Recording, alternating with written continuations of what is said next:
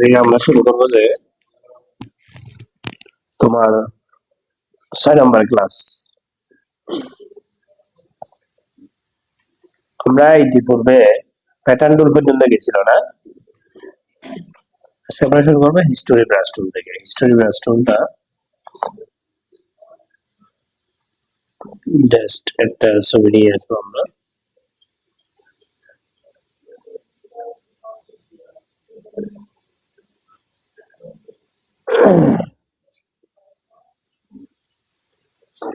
যে কোনো একটা ছবি নিয়ে আসলাম।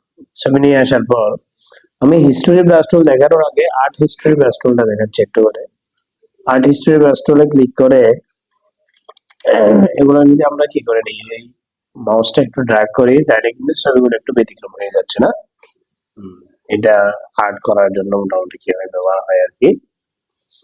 তো এটাকে মোছার জন্য বা ছবিতে তুমি যদি আগে থেকে কোনো কাজ করে রাখো, ওগুলোকে মোছার জন্য তুমি চাইলে হিস্টোরি ব্রাশ টুলটা ব্যবহার করতে পারো। এখানে এটা বৃত্তটা অনেক বড় না, এটা সেকেন্ড ব্র্যাকেটের স্টার্টিং যেটা আছে এটা দিয়ে টিপ দিলে এটা ছোট হয়ে যায়, তবে এখানে গিয়েও তুমি এটা ছোট করতে পারো। এবার দেখো এটা দিয়ে তুমি যখন একটু ইয়ে করবে তাহলে কিন্তু এটা কি হয়ে যাচ্ছে, বসে যাচ্ছে। অর্থাৎ ছবির মধ্যে যে কোনো ধরনের কাজ করো না কেন, তুমি পরিষ্কারের কাজ করছো বা যে কোনো কিছু করছো, যখন তুমি কি দিয়ে ওই হিস্টোরি ব্রাশ টুল দিয়ে তুমি কাজ করবা তখন কিন্তু সবকিছু মুছে যাবে। ঠিক আছে? আচ্ছা, এরপর ওইটা তোমার ইরেজার টুল। ইরেজার টুলটা দেখানোর জন্য আমরা ছবি আরেকটা নিই।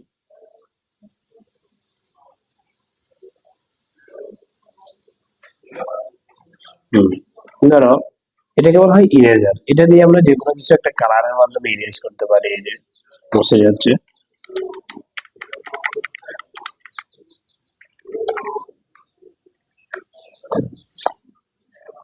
এরপর হচ্ছে এটা হচ্ছে ব্যাকগ্রাউন্ড ইরেজার টুল। ব্যাকগ্রাউন্ড ইরেজার টুল মাধ্যমে আমরা ব্যাকগ্রাউন্ডটা বুঝতে পারি। এইগুলো একটু ছোট করে দেবো আমরা, ছোট করে দিয়ে আমরা এটা বুঝতেছি। এটা মোছার ক্ষেত্রে একটা বিষয় সবসময় খেয়াল রাখতে হবে আমাকে, স্পেসিংটা যেন বাড়তি না থাকে, এটা ছোট থাকবে, হার্ডনেস বাড়তে থাকবে, আর এটা আবার ইয়ে অনুযায়ী আমি করতে পারবো যতটুকু প্রয়োজন আছে আর কি। তো আস্তে আস্তে তুমি যেখানে যেখানে ক্লিক করবা, এটা ব্যাকগ্রাউন্ড মুছে যাওয়া মানে একদম মুছে যাচ্ছে। এখানে যেখানে ক্লিক করতেছি, যেখানে মুছতেছে, কোনো কিছুই থাকবে না এক কথায়। ঠিক আছে? অর্থাৎ তাইলে এটা পেন দিলে কি আসবে, সাদা আসবে। যেখানে আমরা মানে ফুটফুটে বিভিন্ন ইয়া দেখতেছি, ওগুলোতে সাদা আসবে, ডাইরেক্ট কি আসবে, সাদা আসবে, মানে কোনো কিছু আসবে না। এটা একদম ব্যাকগ্রাউন্ডটা মুছে যাচ্ছে। আমি কন্ট্রোল অল্টার জেড দিয়ে একদম আগের অবস্থায় নিয়ে আসতেছি। বেশি পেছনে হয়ে গেলে ওরা বের হয়ে আবার আরেকটা ছবি নিয়ে ওপেন করবো, অনেক সময় কিন্তু সেটাই আমি আর কি।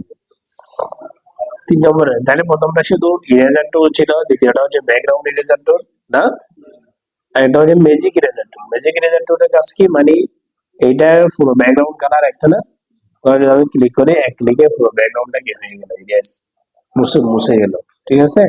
তো এটার মধ্যে এটা এটা হচ্ছে তোমার জন্য শর্ত হচ্ছে যে কালার একটা হতে হবে, ভিন্ন কালার হয়ে যাবে না। এক কালার হলে এক কালারের সাথে সাথে পুরো ব্যাকগ্রাউন্ডটা কি হয়ে যাবে, মুছে যাবে। ঠিক আছে?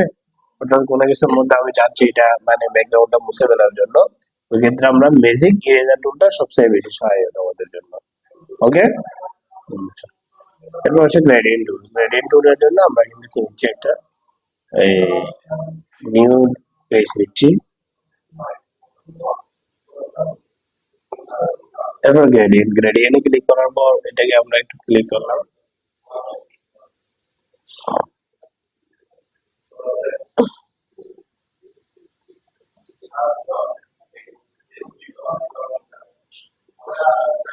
গ্রেডিয়েন্ট টুল মানে কি, গ্রেডিয়েন্ট কালার তো কালারের সংমিশ্রণে গঠিত, এটাকে কি বলা হয়, গ্রেডিয়েন্ট কালার বলা হয় না? আচ্ছা, গ্রেডিয়েন্ট কালার গুলো বিভিন্ন ভাবে এখান থেকে তৈরি করতে পারবে তুমি। ধরো তুমি এখানে এই বোর্ডের মধ্যে একটা ক্লিক করছো, ক্লিক করে তুমি এখান থেকে একটা কালার অ্যাড করলা। এরপর এটা হলুদ আছে, এখানে ধরো তুমি অন্য একটা কালার ডাবল ক্লিক করলো, করার পর তুমি ধরো এখান থেকে এই টাইপের একটা কালার দিছো। এটাকে তুমি চাইলে নিউতে দিলে এটা নিউ হয়ে সেভ হয়ে যাবে, এখানে নিউ হয়ে সেভ হয়ে গেল। ঠিক আছে না? ওকে দিছে, এটা এখানে চলে আসছে, তুমি মাউসটা ড্র্যাগ করছো, কালারটা এখানে অ্যাপ্লাই হয়ে যাবে। এই যে যে কালারটা আমি তৈরি করছি সেটা এখানে অ্যাপ্লাই হয়ে গেল না। আচ্ছা, কালারটা বিভিন্ন ভাবে তুমি আনতে পারবা। প্রথমটা হচ্ছে যে তোমার লিনিয়ার গ্রেডিয়েন্ট, দ্বিতীয় নাম্বার হচ্ছে রেডিয়াল গ্রেডিয়েন্ট। রেডিয়াল মানে গোলাকার হয়ে আসবে, গ্রেডিয়েন্ট এই যে গোলাকার হয়ে আসবে, মানে কালার একই, তিনটা কালার তোমাদের সামনে এখন গোল হয়ে উপস্থাপন করতেছে। এরপর এটার নাম হচ্ছে যে অ্যাঙ্গেল, এই যে কালারটা কোনাকুনিতেই তোমার কাছে কি হচ্ছে, অ্যাঙ্গেল গ্রেডিয়েন্ট। এরপরে এটা রিফ্লেক্ট গ্রেডিয়েন্ট, ওটা হয়ে যাবে আগেরটার বিপরীত, আগে উপরে নিচে ছিল, নিচেরটা উপরে, এরকম হয়ে গেল। এরপরে এটা হচ্ছে ডায়মন্ড, ডায়মন্ড মানে ডায়মন্ডের মতো হয়ে আসবে, দেখছো? আচ্ছা, এটা হচ্ছে যে আমরা কখনো কিসের জন্য ওই পুরো একটা ব্যাকগ্রাউন্ড তৈরি করার ক্ষেত্রে এই কালার গুলো ব্যবহার করতে পারি, ঠিক আছে? রাজনৈতিক কোনো একটা পোস্টারের ব্যাকগ্রাউন্ড, যে কোনো ক্ষেত্রে, যে কোনো ব্যাকগ্রাউন্ডের ক্ষেত্রে আমরা কিন্তু এটা কি করতে পারবো, ব্যবহার করতে পারবো। এরপর হচ্ছে ফেন বাকেট টুল। ফেন বাকেট টুলের কাজ কি? এটার কাজ হচ্ছে তাও এক কালার বিশিষ্ট কোনো একটা জায়গায় একটা কালারকে অ্যাপ্লাই করা। ধরো এখানে ফরগ্রাউন্ডের মধ্যে একটা কালার আছে নীল কালার, ধরো আমি নীল কালারটা কি করব, ওই সবুজ যতটুকু কালার আছে এই কালার জুড়ে আমি কিন্তু নীল কালারটা অ্যাপ্লাই করবো। তাই নীল একটা ক্লিক করলাম, তার টলারেন্সটা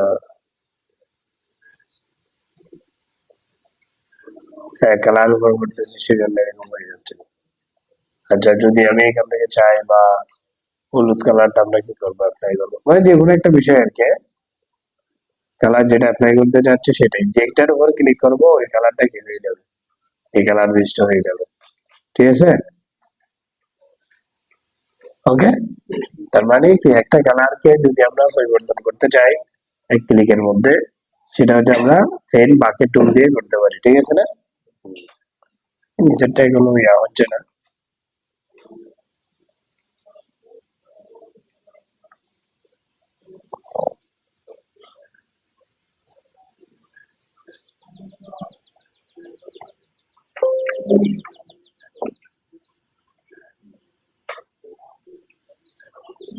হুম। এরপর এটার নাম কি, ব্লাড টুল, নাম কি, ব্লাড টুল। ব্লাডের কাজ কি, কোনো কিছুকে ব্লার করে দেওয়া। আমরা এখানে গিয়ে এটাকে একটু করে বড় করে দিলাম, তারপর এখান থেকে হার্নেসটা নিয়ে জাস্ট একটু করে ড্রা করলে এটা কিন্তু কি হয়ে যাবে, ব্লার হয়ে যাবে। এই যে ছবিটা একটু একটু ব্লার হয়ে যাচ্ছে না, ব্লার হয়ে যাচ্ছে, এটা ব্লারের কাজ। জাস্ট কোনো কিছুকে ব্লার করার জন্য এটা ব্যবহার করি আমরা। এরপর হচ্ছে sharp end tool. Sharp end টুলের কাজ কি, শার্প এন্ড টুলের কাজও কিন্তু ওই একটু চকচকা করা, কি করা, চকচকা করা। এটা কিন্তু কোনো একটা ব্লার উপর ফাইবার দেওয়া যায়, অতিরিক্ত দেওয়া যায় না, অতিরিক্ত দিলে কিন্তু ছবিটা নষ্ট হয়ে যাবে, এই যে ছবিটা নষ্ট হয়ে যাচ্ছে, খুব অল্প সময় দিতে হবে।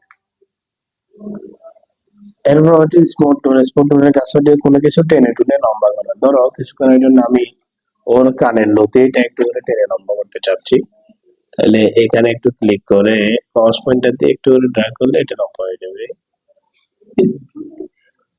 আসতেছে না? ধরো এখানে নদী নেই, নদীটা আমরা একটু একটু করে লম্বা করবো। বেশি না, বেশি হলে দেখতে বিশ্রী লাগবে, কেমন? হ্যাঁ, যতটুকু প্রয়োজন অতটুকু ধরে আমরা কিন্তু এটা কি করতে হবে, লম্বা করতে হবে। কারণ দাঁত, দাঁত ধর একটা উপরে একটা নিচে, এগুলো কিন্তু তুমি টেনে টুনে কি করে দিতে পারবে, করে দিতে পারবে। খানটা ভিতরে ছিল এটা বের করে দিছে, হ্যাঁ? ঠিক আছে, অনেকের ছবি তুলে দেখান, কিছু দেখা যায় কিছু দেখা যায় না, এগুলো টানে টুনে হালকা মতো লম্বা করে দিতে পারবে। এরপর হচ্ছে যে ড্রাগ ডট টুল। আচ্ছা, এরপর হচ্ছে ডট টুল। ডট টুলের কাজ কি, ডট টুলের কাজ হচ্ছে যে মানে কোনো কিছুতে আর একটু ফর্সা করে দেওয়া। তবে এটার মধ্যে একটা বিষয় আছে, সেটা হচ্ছে যে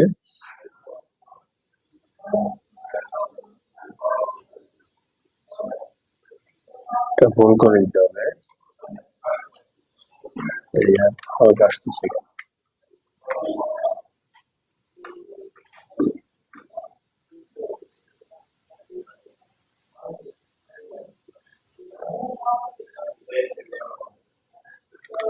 না, এটা না।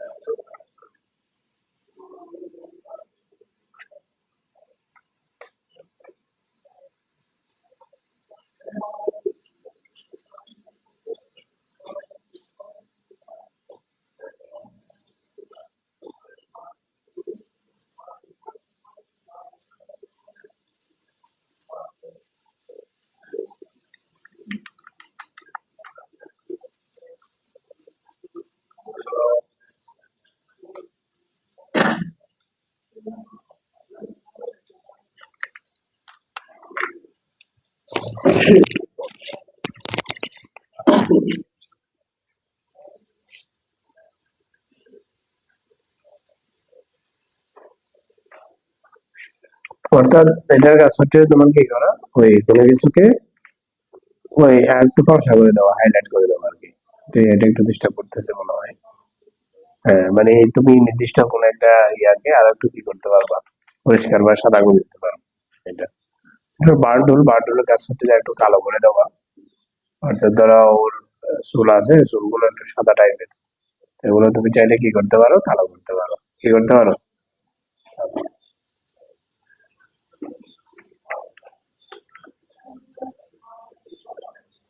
এটার নাম কি? স্পন টুল। এটার কাজ হচ্ছে তোমার ধরো একটু অ্যাশ কালার টাইপের করে দেবো কোনো কিছুকে। এই যে তোমার ইউজ করবো তো তোমার তোমার কি হয়ে যাবে এখানে, অ্যাশ কালার টাইপের হয়ে যাবে। সেটা একটু বাড়াইতে পারি আমরা। এই দেখছো, ছবিটা একটু অ্যাশ কালার টাইপের হয়ে যাচ্ছে না? তাহলে আমরা মোটামুটি এগুলোর কাজ বুঝতে পারছি। হুম। আজকে তাহলে এতটুকু থাক, ইনশাআল্লাহ আগামী ক্লাস থেকে আমরা কিন্তু পেন টুল থেকে সামনের দিকে যাবো।